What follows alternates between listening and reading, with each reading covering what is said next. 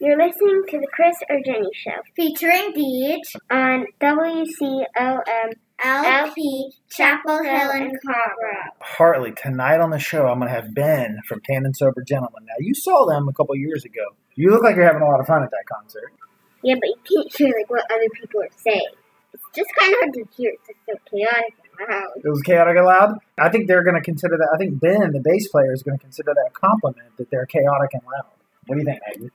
Yes, they do look really loud, and I'm surprised they're not jumping out and karate chopping the air. Oh my goodness. Would I look cool with the mohawk? It's where you shave the sides and you just have hair down the middle. No. What about Alan? Would Alan look cool with the mohawk? No. Thank you so much. Anything else before we start the show? Let's start the show.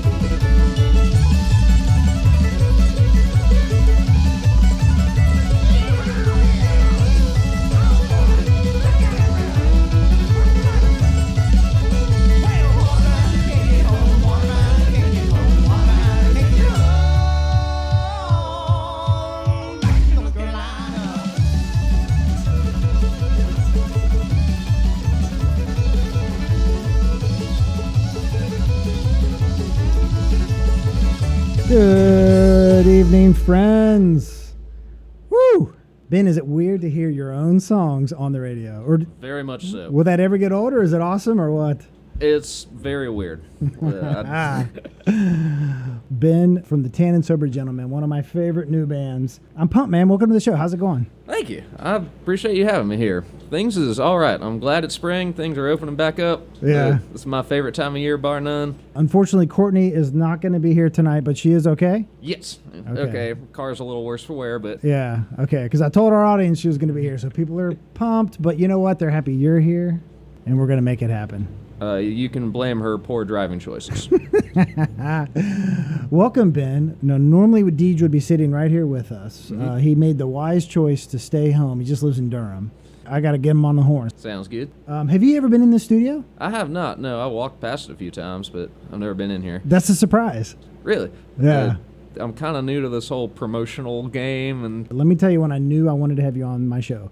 You guys were on 97.9 with Aaron Keck. Yeah. A couple months back. Yeah.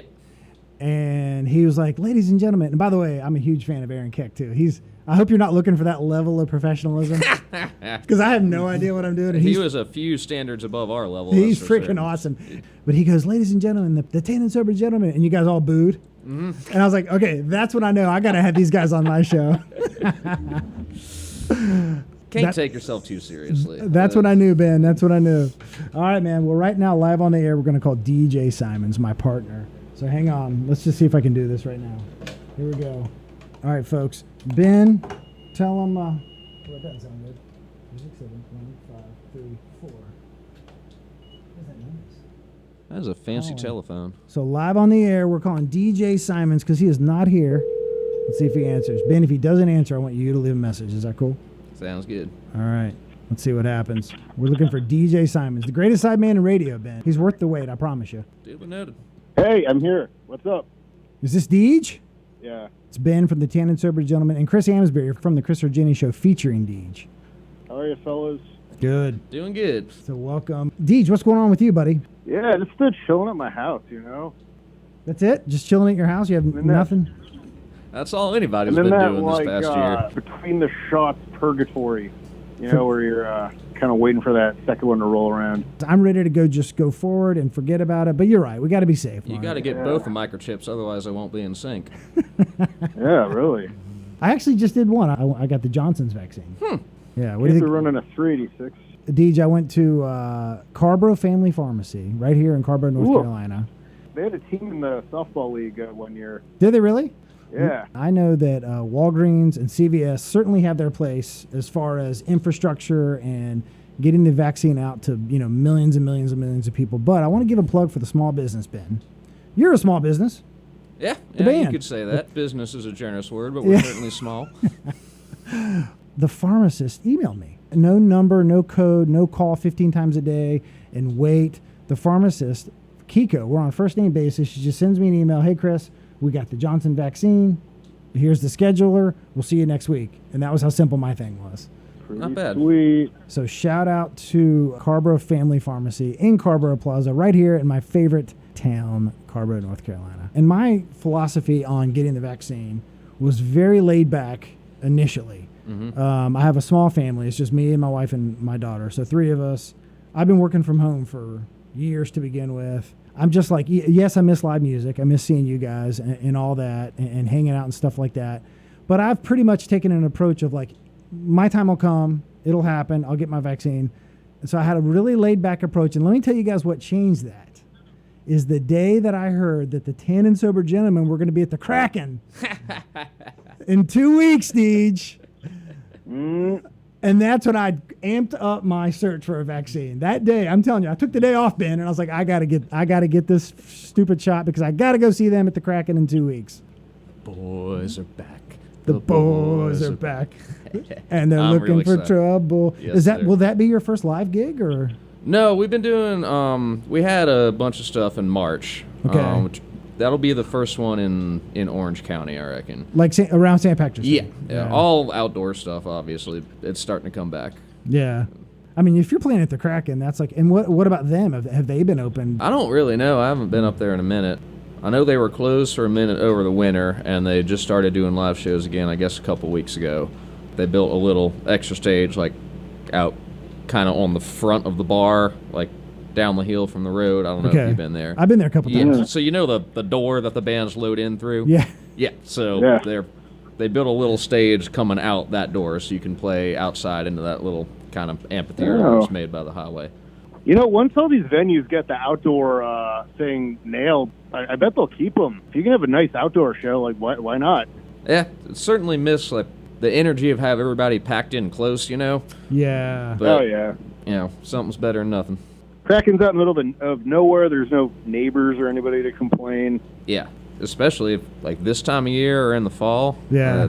I don't know how many outdoor shows I'm trying to do like the end of July, but right now.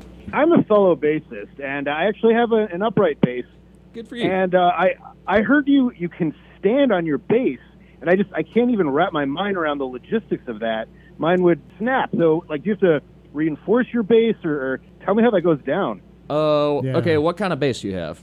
I just have this crappy double bass I found at an old music shop. All right. It's not a brand or anything. It's generally, it would be a ply bass then, right? Not carved? Pretty sure, yeah. That'll hold you if you're not too heavy. I used to stand on my wood Engelhardt all the time, but the Okay. problem if you do it, 2-3 times a week for 2 years, it'll start getting a little loose at the seams, and like you can glue it back together, and I did that for a long, long while, but that started to get tiresome, so I went and dug up one that was made by the Aluminum Company of America Nice. in cooperation with Northrop Grumman, with the idea that they were going to sell them to Navy bands on battleships. Interesting. It's all rolled and welded aluminum, and I can beat the hell out of that thing. I can paddle it around my pond. When drunks come up stage, I can hit them in the face with it. You can load out drunk at 3 in the morning, just throw it in the bus and not have to worry about it. But how heavy is that thing, Ben? Pretty heavy. Oh my goodness, you must be. I mean, I'm looking at you. You look like you're in pretty good shape. Well, the thing with a stand-up bass is, unlike the strap-on bass, it just kind of stands That's there. true. Like you're not lifting it up. So. Yeah, but you balance it, you jump on it, you beat the crap out of it, like you just said. Ben calls himself on their website a luthier's worst nightmare. The bass violin shop up in Greensboro. The luthier there, Bob Bierman, is probably the best luthier in North Carolina, but he rolls his eyes and sighs whenever I walk. He sees you coming, he's like, oh, I'm sick. I got to go home, boss. What's the shop called, Ben? The bass violin shop. The bass violin shop. Greensboro. DJ loves bagging on the acoustic bass versus the electric bass, with one exception, the stand-up bass, which is what you do. Yeah. Any exception to throw shaded acoustic basses, and I'll take it. He loves it. I can barely play the sideways bass, man. The neck's so skinny, and it's got all those frets, and I don't even know what to do with it. Well, Ben, a good buddy of mine, Eric Lynch, do you guys have those friends that if they say, hey, let's go see so-and-so band next week, you don't even have to look them up, you don't have to check, you just know it's going to be a good gig? So Eric, a couple of years ago, was like, let's go see this band. Chris, I know you're going to love them, the Tan and Sober Gentlemen. And that's how I found out about you guys. We came to the show. It was the Be Loud Sophie show that you did in Cat's Cradle, which a stone's throw from where I'm sitting right now, Deej. Yep. And 7 miles Piggly from Wiggly. you. Yeah, this is, this used to be a Piggly Wiggly. I did not know that. This studio, the Art Center, used to be a Piggly Wiggly. I've been washed clean of all my sins, including the Piggly Wiggly I knocked over down Yazoo. That's great. Old brother, where art thou? Okay, so I go to the show, Ben, and I already know I'm going to love you because you check a million boxes. The bluegrass, steeped in the Celtic tradition, the high energy. I roll in there knowing I'm going to love your band, and then I get there, and you play 2 or 3 songs, and then you play a Pogues cover. Mm-hmm. They are my favorite band of all time. Yeah. Not I used to love them. Not they were good in their day. Like, they're my favorite band right now. And so when I see you guys and you play the Pogues, that night you did The Body of an American. Mm-hmm. And so I was blown away, brother. So I'm pumped to have you on my show. Well, thanks. I hope we didn't butcher it too badly. The Pogues might be my favorite band of all time as well. They're nice. Nothing except maybe the Dubliners even comes close. Oh, I love them too. Well, they worked together some, right? Yeah. At the tail end, not the tail end, but toward the end of the Dubliners' career, 86, 87. Yeah, something like that. They did a couple things Did together. the Irish Rover and yeah. But in my opinion, Ben, you guys are doing today what the Pogues did in 84, 85, because, again, to most people, the Pogues are like, yeah, okay, back in their day, great, whatever. But in 84, 85, 86, they were taking these old traditional Irish ballads from the 50s and 60s that were played very slow, and they blew them on their side, right? And in my opinion, that's what you're doing now. You guys you're taking these, some covers and then some that you write, and you just blow it out the doors, man, and that's what I love about it. Well, thanks. That's high praise. I would never dream to compare us to the Pogues, but we are trying to take some of these old tunes that don't get given that kind of treatment very often, and play them as fast and as drunk as we can. You do get after it, man. And at that show, so at the Be Live Sophie Foundation show, Deej, this was in 2019 here at the Cat's Cradle. I don't want to call out the other bands that were on the bill that night. I'm not even going to say their name because I do enjoy those other bands, and I know they're friends of yours, Ben. But I'll just put it this way. Nobody had any business playing after you guys. Well, those other bands don't have to compensate for lack of musicianship. In my opinion, you should have gone on last. I guess that's all I'm trying to say. Oh, thanks. I appreciate that. And that's mad respect for the other guys on the bill. We don't generally get offers to open for people. Yeah. So it's nice whenever we get to. That was great. With that said, though, Ben, definitely I think of you as a headlining. No band should ever want to follow you. What band out there, think about the whole, universe. What band could call you today and say, we got a 6-month tour of the Northeast or the Midwest or whatever. We want you to open for us. Who could call you today and you'd be like, all right, come on, guys, we got a 6-month gig opening for so-and-so? If he were touring again, I'd love to play with Hank 3 or the Tossers from Chicago. Yeah. Someone of that ilk. I could see you opening for Hank 3. But again, it's got to be someone that you're not going to blow off the stage. Yeah, it's got to be someone that I don't know, has a little fun. Yeah. That I would love to play with the Tossers. I don't know if they're ever coming down south again. Okay. But, hey, if you ever come across this Tossers, hit me up. I can get you a packed house anywhere in Carolina. Oh, I'm going to text them. I'm going to text the Tossers right now. I'm their band manager, by the way. I'm really not. So interesting, though, not some of the American Irish bands that do well. Flogging Molly or The Dropkicks. the Dropkick Murphys. I mean, we would, that'd be a dream come true to play with either of them. What do you think about those bands?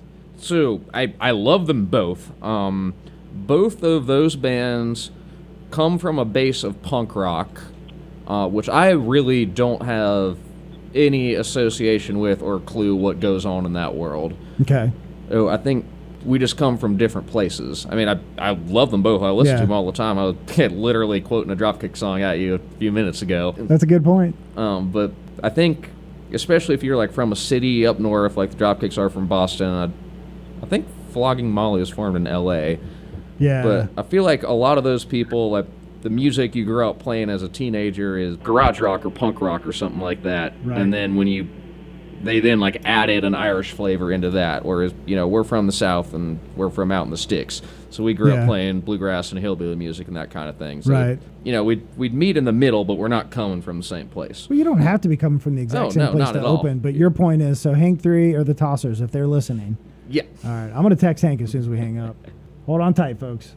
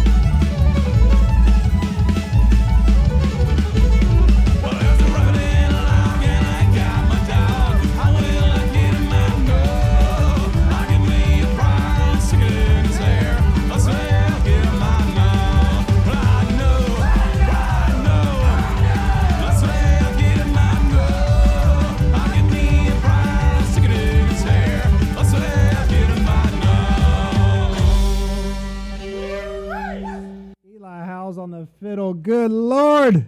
Where'd you find that guy, man?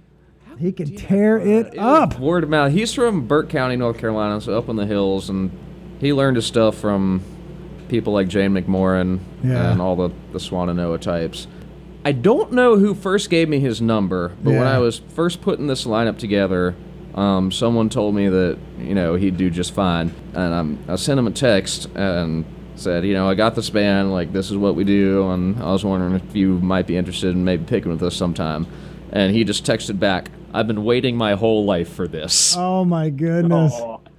He is so It was good. perfect. DJ at Fiddle, what do you think? Yeah, that's a fiddle. That's no violin, I'll tell you that much. Ben, we had a long discussion on our last episode of what the difference is. Yeah, you spilled whiskey on your fiddle. That's what. Yeah. That's basically where we ended up. Somebody in the chat said violin has strings, a fiddle has strang. Something like I like that. that one. So your first ever gig was at Tir Na Nog in Raleigh. Yes. I used to hang out there. Oh, no kidding. Yeah, my wife. We lived in Raleigh for I don't know 5 or 6 years, and then we've been here for about 7 or 8 years. Time flies. Why did that place ever close? I think the owner just kind of got sick of it. It was like I don't know like all the internal details, but I know that Peter and Elizabeth Pagano, who owned it, they had like just had a baby at the same time that someone made them a ludicrous offer for the space. Yeah, because it's like an Asian fusion type, I believe, Yeah, restaurant now. it's like Laotian or something. I don't. So you started this band in 2016, but Ben, how long has this band been in your mind? Because this is you're very unique. Well, me and the accordion player, Alan Stephen Best. Alan? Yep. Accordion / tin Mandolin. whistle / mandolin. Everything. Everything. We have been best friends since we were 3 years old, and if you wanted to put a date on when that starts, it'd probably be there. You guys just always knew this is what we're gonna do. Yeah, in Yeah. some form or another. Like, we both play music, like the same kinds of music, like, a little bit different. His family does, they're like big in the contra dance world. So he plays dance music, which is all derived from Irish and Scottish stuff. Yeah. And I come from the old time world, but they're kissing cousins, and Yep. we both dig the same things. We both have the same ideas about it, that this music is supposed to be community music, it's supposed to be dancing music. Oh, it's man. supposed to have energy, and it ain't supposed to be polished and put up in a pedestal somewhere for people to look at. Gosh, get it out there on the floor and just get it out there and get it done, basically. So you and Alan have been friends for a long time. Now, did you have a mohawk when you were 3 years old? I did not. I had That a rat was tail, which but I my- now have again, except it's a little bit taller up on top. When I told my daughter you were coming on the show, she's like, ask him when he had his first mohawk. My 7-year-old, that was her question. So I had like a full head of hair for a while, and Lord Almighty, going on 7, 8 years now, something like that. nice. It's been a while. Nice. Deej, what do you think? Yep. You're into dance music, aren't you? Dance as a bassist, it's fun to play. I don't like listening to it as much. It's weird how some genres are fun to play, but you don't like listening to them, or you like listening to them, but they're not much fun to play. But I bet you guys love listening to your kind of music, and it's fun to play. Like all the fiddle tunes and stuff we do, I mean, I don't really listen to that. I mean, I'll play it for hours at a time if I get a chance, Yeah. but it's not supposed to be listening music originally. It's supposed to be music you played for a square dance. Right. Or, On your front porch or yeah, whatever. exactly. Yeah. It's social music. It really is. It's not art. But you got to know how happy it makes people, though. Yeah, I mean, that's the whole damn point. It's like creating joy and community in the moment, not, I don't know, trying to win a Grammy or like make some sort of point. I think it's pretty obvious to your audience that you guys are out there having an incredible amount of fun and putting out something that people enjoy. I mean, everyone wins. There's no losers here. There's no losers. Nope. But you're the band that you're the, I guess, level of band that I'm the most worried about with this pandemic. I think we're through it. You got shows coming up. We already talked about the Kraken gig in 2 weeks. I know you don't care about this stuff, Ben, but like, I don't know. Do you feel like you lost ground? Like 1,000%. Okay. We're a live band. That's what we do. Yeah, and exactly. not doing that for a year will set you back. A 7-piece live band. Yeah. Right now in 2021, in my opinion, if no pandemic, you had so much momentum in 2019, going into that. I think you'd be playing. I don't know. I think you'd have a summer full of festivals right now. Yeah, we would have 1,000. We had a summer full of festivals last year before everything shut down. Yeah. All right, Deej, I'm taking over management of the Tan and Sober Gentlemen. Right now, today, I'm declaring myself the manager. Let's go. Let's get him on the road, Deej. What do you think? Yeah, man, I'd love Got to get them back on the road. I mean, it is what it is, though. We've gotta, been fine.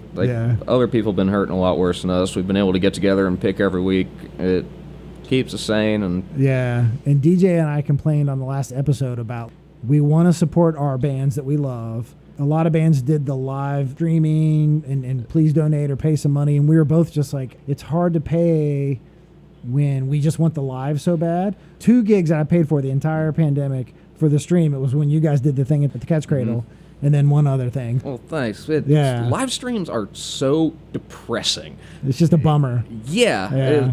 It's like, I don't know, like a junkie injecting a syringe full of vinegar or something. Like you're going through the same motions, but it sure don't feel the same. If you're Gautier, it's probably fine, but if you're the Tan and Sober Gentleman and you get after it, and that's half the deal, you know. It's a give and take with us, man. Like I hate having a separation between the performer and the audience. Like it's like one communal thing, and if we're not getting that energy back, it's no good. I miss the hell out of live music, and I want to support the bands I like. Yeah, those live streams, like, you're paying for the experience, you know. You're paying for the $15 beers and the long line to the bathroom, and you can simulate that at home, but it's just not the same. Yeah. Another thing I want to get into. So early on in your career, you guys took a trip to Ireland. Oh, we've made a few of them now. Okay, we got to get into that, Ben, because I mean, you think about it. You've been around since 2016, the band. Yeah. Most bands within 2 or 3 years, I mean, it's a big deal if you get to play the neighborhood bar. And you guys went to Ireland. Tell me everything, man. Give me some details on that. Well, the thing about Ireland is that it's full of neighborhood bars. Right, but that's a huge leap for a band, especially a 7-piece. Yeah, well... How did that come to be? Every Irish person, if there were any listening to this, will hate this because it's a stereotype, but it is true. Every Irish person knows every other Irish person, and half of them own pubs. I'm of Irish descent. I'm not offended by that. We know, for better or for worse, a good deal of the Irish diaspora in North Carolina. Most especially our dear friend Annie, who used to run Tir Na Nog. Yeah. And we obviously wanted to go to Ireland because why wouldn't you? So we just talked to all the Irish expats we know, and they called their friends or relatives back home, and we had an in that way and bought tickets and flew over and played music, and it went well, so we did it again and again. You just went for it. Yeah. You're making it sound so easy, Ben. I'm telling you, from the listener's perspective, it doesn't seem that easy. I mean, but that's it. You just went. Yeah. Think back to the very first trip. How many shows did you play? 20, I think. And it's all just neighborhood pub to neighborhood pub to neighborhood pub. For the most part, yeah. Yeah, we didn't have any gig of any particular significance that first one.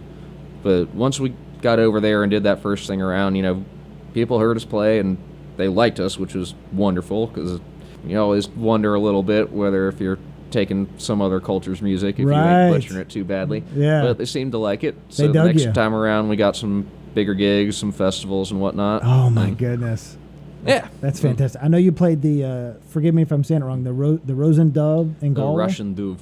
Please, yeah, thank you. In editing, I'm going to make it, hold on. Say it again real quick. Russian Duve. So I heard you played the Russian Dove in Galway. Mm-hmm. Do I have that right, Ben? Yeah, close enough. I mean, I can't pronounce it either. I can barely speak English. Was that like home base, or were you just, Rolling Stones? Our home base is in Ireland, is this little town called Skull in West Cork. It's at the very southwestern bit of the island. Okay. And I don't even know how I booked a gig there, but tiny little neighborhood pub, but everyone we met there we became fast friends with. Yeah. Now whenever we go, we stay there for 3, 4, 5 days. We know everybody there. Oh my goodness! That's awesome. We play in a pub that's not too much bigger than this radio station, but it gets packed to the gills, and there's another 100 people out on the sidewalk. We met our dear friends Max and Camilla there, and Max's dad, Camilla's late husband, was a singer named Colin Verncombe, who went by the name of Black and had a whole bunch of big hits in Europe back in the 80s. And they so incredibly kindly asked us to be on a tribute album to him this past year. And that's wonderful. We did a tune of his. What was the name of the album? Love Colin, and the tune we did is Cold Chicken Skin. Oh, yeah. We hopefully didn't butcher it too badly. It's certainly a little more ratchet than the original. Nice. Well, that's beautiful. So you get all the way over to Ireland. You've been multiple times. When you get around, you just train or bus, I assume, to go from... We rented 2 Ford Focuses and packed 7 people in an upright bass and a drum kit into them. Oh, my goodness. Tight quarters. So that was one of my questions. When you go overseas, you do take your own drums with you? So I borrowed an upright bass from my buddy Peter O'Brien in Dublin, so Okay. I didn't have to fly one. Nice. And then Jake, we made a kick drum out of a suitcase, and then the suitcase holds the snare and the cymbals, and Jake don't use a hi-hat, and he can get by without toms, so we did that. Very innovative. Well, I'm just so impressed with that. I mean, like I said, most bands, it's like, hey, we got a gig on Main Street, and you guys are like, we're going to head over to Ireland and play some shows. It's a wonderful place, Ireland. I highly recommend it. We took a trip to Ireland in 2018. Dublin, Galway, back and forth. Made a few stops in between, but yeah, I love that country. It was really cool. Do you remember in Galway, when you're at the main center of town, I think it's called Ire Square? Yep. There's 13 or so different flags Yep. of the original families Yep. of that area, and one of them is the Martin flag. Mm-hmm. And my brother's middle name is Martin. Like, before we went, so my mom gave me 3 pages of, oh yeah, look for this, look for that, here's all these names or whatever. So it was kind of cool to pull out of the train stop, walk right out, there's those flags, and there's my family's flag was right in front. That was really cool. That's cool. That was a good experience for me. Well, DJ, I'm excited to see them at the Kraken, but really I think we need to see them in Ireland. Yeah, road trip. Yeah, road trip. Let's Come go. along. Ford Focus. If DJ and I come, we're going to need 3 Ford Focuses. Yeah. For all my acoustic basses. Traveling style. A buddy of mine plays ultimate frisbee with you. You play ultimate? Yeah. Pickup? Yeah. Alan said he plays ultimate with you. So. Alan who? Alan Hulbert. He said he might not know me by name. Pickup here in Chapel Hill. Or maybe Yeah, in I'm sure Carrboro. I've met him. Yeah, the fall league, the rec league. Yeah. That's a good time. So Jenny, this is the Chris or Jenny show. So I do 2 shows a month, and my friend and partner Jenny 2 a month. I was wondering about that. Yeah, that's the deal. Because then if I had to do this every Friday night, I wouldn't be able to come see shows. He looks a little bit like Lou Diamond Phillips. I don't know who that is. In, a good look. But not in Young Guns 1 and Young Guns 2 because he just got his hair cut. He was in the La Bamba movie. Yeah, the La Bamba movie. I've seen 25 movies in my whole entire life. Oh, you're not missing anything. But did Jenny play also?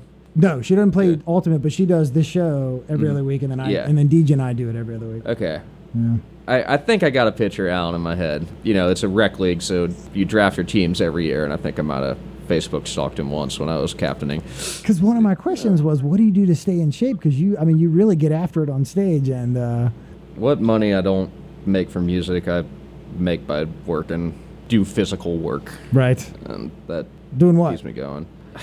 This, that, and the other, especially this year. Whatever people need. I do some ropes coursework. I do some farming, whatever comes along. Nice.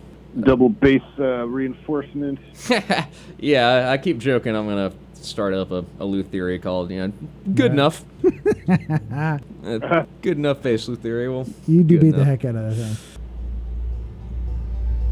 In 1841, the corduroy breeches I put on. The corduroy breeches I put on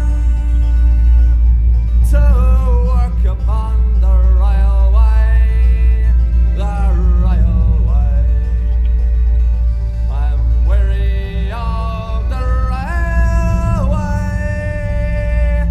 Oh, Paddy works on the railway.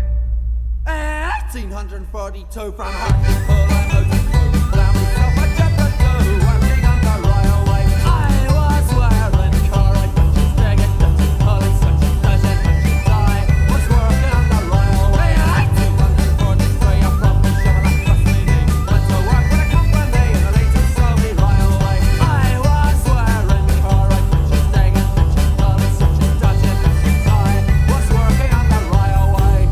In 1844,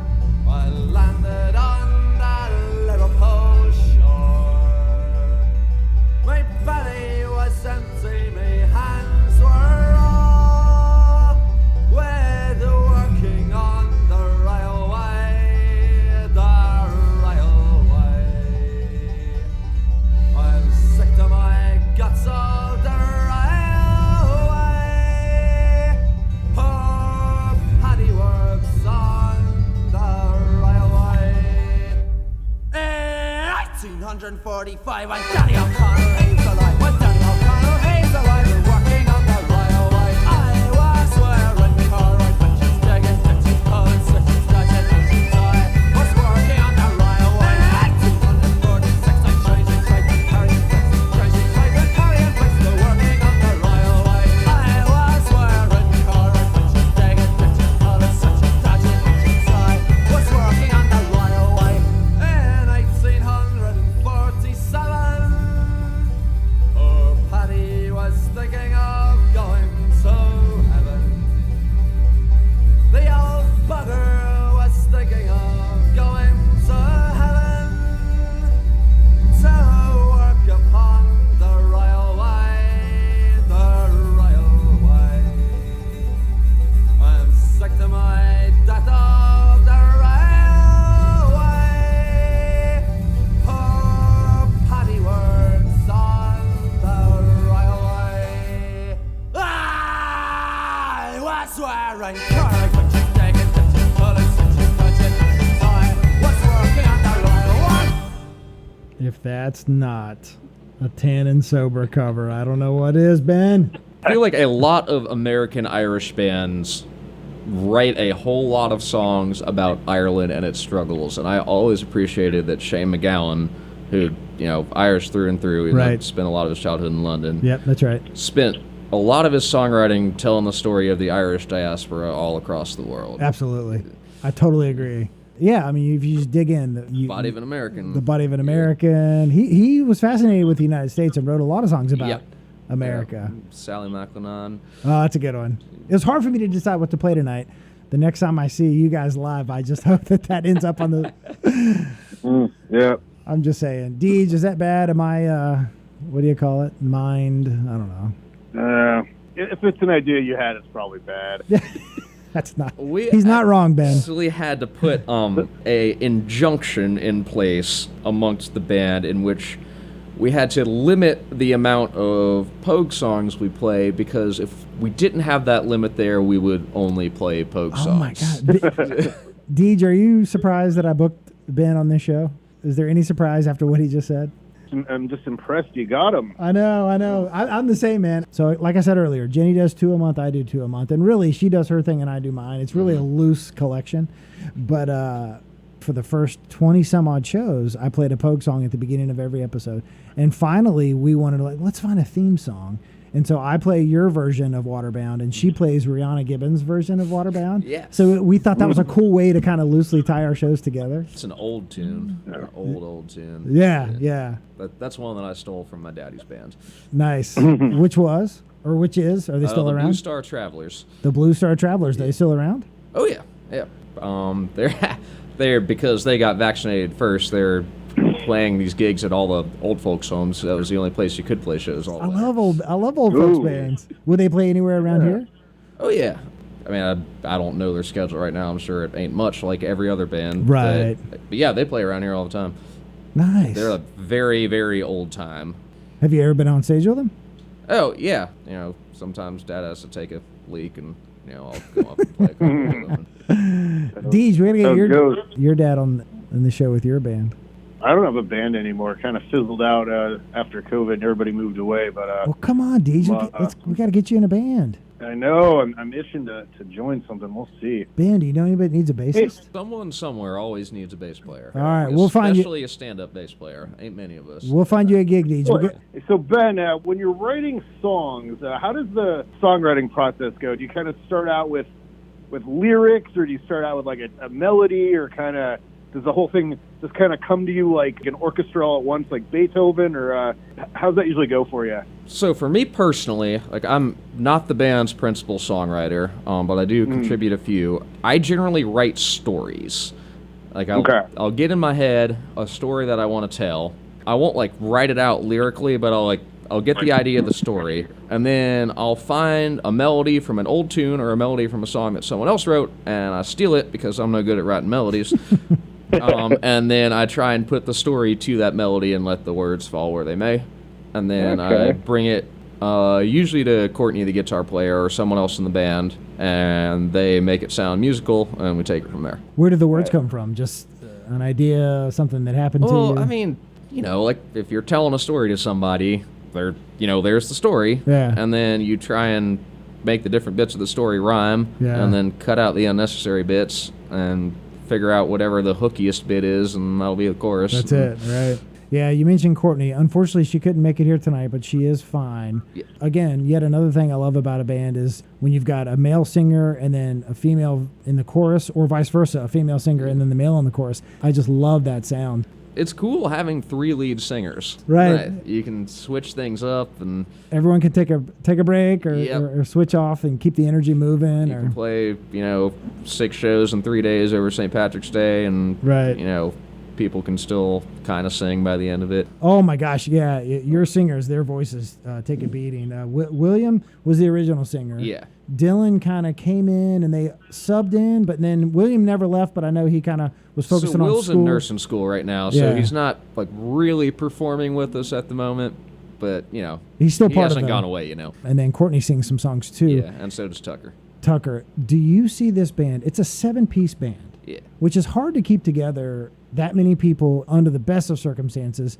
You've in my opinion, transitioned okay between William and Dylan. My question is, do you see it becoming a collective band where it's like there's 20 musicians and then this 6 or 7 are playing this night and then this, or do you think it'll always be the same core?